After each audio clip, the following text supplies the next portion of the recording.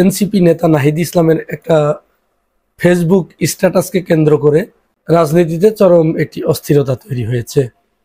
আমাদের কাছে মনে হচ্ছে রাজনীতিটা এক ধরনের কাদা ছোড়াছুরির ব্যবসায় পরিণত হয়েছে। বিশেষ করে আমরা যখন শেখ হাসিনাকে দেখেছি স্বাধীনতা যুদ্ধের পরে, সে মুক্তিযুদ্ধটাকে তার নিজের পকেটে ঢুকানোর জন্য এমন কোনো প্রচেষ্টা নেই যা সে করে নেই, এবং এই মুক্তিযুদ্ধর ক্রেডিট সম্পূর্ণ নিজের করে নেবার জন্য বিরোধী দলের বিরোধী মতের যারাই যখন তার সম্পর্কে কথা বলেছে তখনই তাদেরকে মুক্তিযুদ্ধ বিরোধী, স্বাধীনতা বিরোধী ইত্যাদি ট্যাগ দিয়ে তাদেরকে কোণঠাসা করার চেষ্টা করা হয়েছে, এবং এই ব্যাপারে তাদেরকে ক্রমাগত সহযোগিতা করে গেছে সীমান্তের ওপারের দেশটি। ঠিক 5 আগস্টের পরেও আমরা গভীর উদ্বেগের সাথে লক্ষ্য করছি যে এই 5 আগস্টের যে বিপ্লব, গণ অভ্যুত্থান, এই গণ অভ্যুত্থানের নেতৃত্ব নিয়ে রাজনৈতিক দলগুলোর ভিতরে কাদা ছোড়াছুরি, ক্রেডিট নেবার হিড়িক, এবং কে কার উপরে যেতে পারে, কে কত বড় সমন্বয়ক, এইগুলোতে সবাই ব্যতিব্যস্ত হয়ে পড়েছে। এই যখন অবস্থা, তখন এই করতে করতে প্রত্যেকেরা দলে দলে বিভক্ত হয়ে গেছে, টুকরো টুকরো হয়ে গেছে। আর এই সুযোগেই পতিত স্বৈরাচার আবার তার ইন করার পথ খুঁজে বেড়াচ্ছে, মরিয়া হয়ে উঠেছে সে কোন পথ দিয়ে বাংলাদেশে ঢুকবে। এই ঘটনার সাথে সর্বশেষ যে বিষয়টি যোগ হলো সেটি স্বয়ং এনসিপি নেতা নাহিদ ইসলাম, যিনি এনসিপির আহ্বায়ক, যিনি সরকারের উপদেষ্টা ছিলেন, সেই নাহিদ ইসলাম এবার বিতর্ক উস্কে দিয়েছেন। কি কথা বলেছেন আগে সেটি শুনে নিয়ে আসেন। তিনি বলেছেন যে সাদিক কায়েম ঢাকা বিশ্ববিদ্যালয়ের শিবিরের নেতা ছিলেন, আমরা তাকে চিনতাম, কিন্তু তিনি কখনোই সমন্বয়ক ছিলেন না।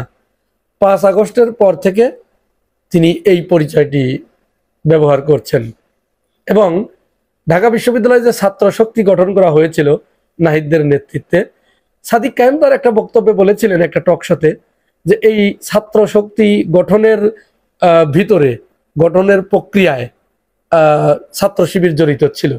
এটা কেউ বলতেই পারে, খুব স্বাভাবিক। কেউ যদি, আমি যদি কাউকে কোনো বিষয়ের পরামর্শ দেই, তখন যদি ওই বিষয়ে জিজ্ঞাসিত হই, তখন এই বিষয়টি চেপে যাবার মতো কোনো পরিবেশ থাকে না। তো সেরকম একটি টক শোতে জিজ্ঞাসিত হয়ে সাদিক কায়েম বলেছিলেন এই কথাটা। এই কথা শোনার পরেই নাহিদ ইসলাম চটেছে সাদিক কায়েমের উপরে। আসলে বিষয়টা এখানে নয়, বিষয়টা অন্য জায়গায়। হঠাৎ করে নাহিদ ইসলাম কেন এনসিপির একেবারে টপ লেভেল থেকে, নাহিদ ইসলাম তো এনসিপির টপ লেভেল, সেইখান থেকে কেন তাকে এই কথাটি এই মুহূর্তে বলতে হলো? এটা আমরা ধারণা করতে পারি এখানে 2টা কারণ, একেবারে পরিষ্কারভাবে 2টি কারণ এখানে কাজ করেছে। প্রথম কারণটা হচ্ছে সম্প্রতি এনসিপির এক নেতা সমন্বয়ক পরিচয়ে একটা চাঁদাবাজির অভিযোগে তিনি গ্রেপ্তার হয়েছেন। এই নিয়ে সারা বাংলাদেশে যখন তোলপাড় শুরু হয়েছে, যখন এনসিপিকে তার সমস্ত কেন্দ্রীয় কমিটি বাদে সব কমিটি ভেঙে দিতে হয়েছে, প্রচন্ড সমালোচনার মুখে পড়তে হয়েছে, মিডিয়া তাদের বিরুদ্ধে উঠে পড়ে লেগেছে, ঠিক এই মুহূর্তে নাহিদ ইসলামের হাতে এছাড়া আর কোনো অপশন ছিল না এই আলোচনা থেকে মানুষের দৃষ্টি অন্যদিকে ডাইভার্ট করে দেবার জন্য। এরা কিন্তু বুদ্ধিমান, চরম বুদ্ধিমান, কারণ নাহিদ ইসলামরা তো রাজনীতি করে এসেছে, বিশেষ করে হাসিনার মতো একটা ফ্যাসিস্টকে তারা কিন্তু ফেলে দিতে পেরেছে। এটা কিন্তু কম রাজনৈতিক প্রজ্ঞার ব্যাপার নয়, কম ব্রেনের ব্যাপার নয়। যদিও এর সাথে অনেকেই যুক্ত ছিলেন, তারা সলা পরামর্শ করেই এই কাজটি করেছেন। তারপরেও বলবো যে তারা মেধাবী, তারা রাজনীতি বোঝে, এবং তারা ঘটনাকে মুহূর্তের ভিতরে উল্টে দিতে পারে। তো এই ঘটনাকে আড়াল করার জন্য, এই আলোচনাটা আপাতত স্তিমিত করে দেবার জন্য তিনি আঙ্গুল তুললেন এমন একটা ব্যক্তির দিকে যার আজ পর্যন্ত, যার বিরুদ্ধে কোনো অভিযোগ নেই, সেই সাদিক কায়েমকে, এবং তার বিরাট একটা সমর্থক গোষ্ঠী আছে। তাহলে ওর সম্পর্কে কথা বললে ওর সমর্থকরা তখন যখন এই বিষয় নিয়ে পুরা সোশ্যাল মিডিয়া গরম করে ফেলবে, এই চাঁদাবাজির অভিযোগ, চাঁদাবাজির আলোচনা কিছুটা ম্লান হবে। আর দ্বিতীয় যে কারণটা, যে উদ্দেশ্যটা নিয়ে নাহিদ ইসলাম এই কাজটি করেছেন, সেটি হচ্ছে, আপনারা সবাই জানেন যে ডাকসু নির্বাচনের তফসিল ঘোষণা হয়ে গেছে, নির্বাচনের খুব তোড়জোড় চলছে। এখানে সাদিক কায়েম তিনি প্রার্থী হবার সম্ভাবনা রয়েছেন, তিনি ডাকসু নির্বাচন করবেন।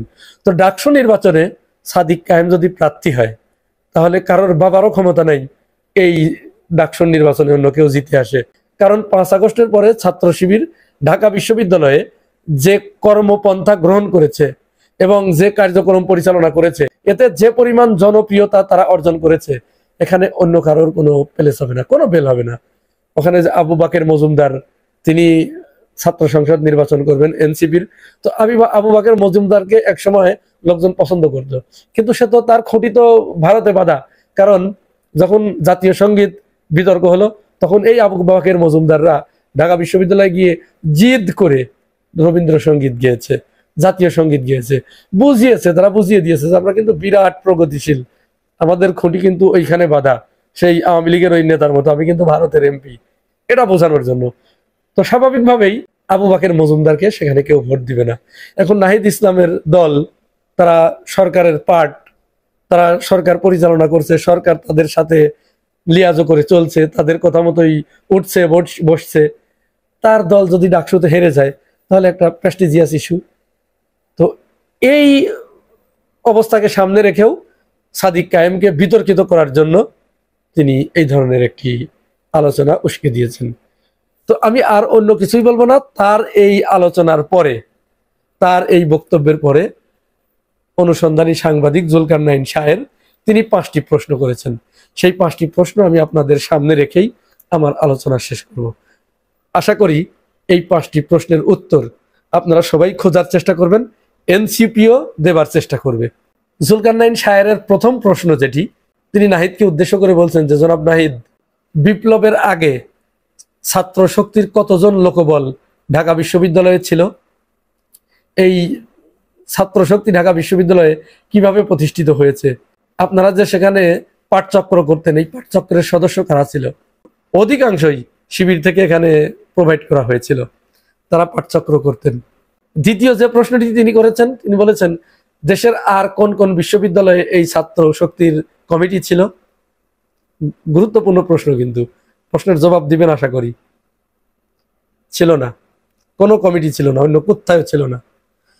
3 নম্বর প্রশ্নটি তিনি করেছেন, বিভিন্ন বিশ্ববিদ্যালয়ের সমন্বয়কদের নাহিদ ইসলাম 5 আগস্টের পূর্বে চিনত?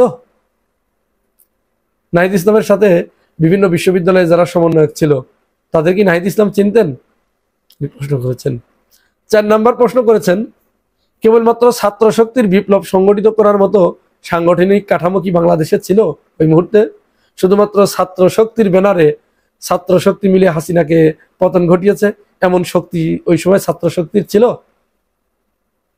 আর 5 নাম্বার হচ্ছে, গুটি কয়েক সাংবাদিক মানবাধিকার কর্মী যদি সাদিক কায়েমের বিষয়ে না তুলে আনতেন, তাহলে আপনারা কি সাদিক কায়েমের অবদানকে কোনোদিন স্বীকার করতেন? সে তো পর্দার অন্তরালেই থেকে যেত। এরপরে তিনি বলেছেন যে, এই সাদিক কায়েম 5 আগস্টের পরে যখন প্রত্যেকেই তার হিস্সা নিয়ে ব্যস্ত, চাঁদাবাজি করতে ব্যস্ত, ক্ষমতার কেন্দ্রবিন্দুতে যেতে ব্যস্ত, প্রত্যেকের বিরুদ্ধে কম বেশি যখন অভিযোগ উত্থাপিত হয়েছে, কিন্তু এই একটি মাত্র ছেলে, এই সাদিক কায়েম, আজ পর্যন্ত তার বিরুদ্ধে কোনো অভিযোগ কেউ উত্থাপন করার সুযোগ পায় নাই, হয়ও নাই। ছেলেটা ক্ষমতার, জুলকারনাইন শাহের ভাষায়, যে এই ছেলেটা ক্ষমতার এত কাছে থেকে সে এটিকে গ্রহণ করে নাই, এটি উপভোগ করে নাই। এমনকি আমরা কোনোদিন সাদিক কায়েমকে সমন্বয়ক এই কথাও কোনোদিন বলতে শুনি নাই।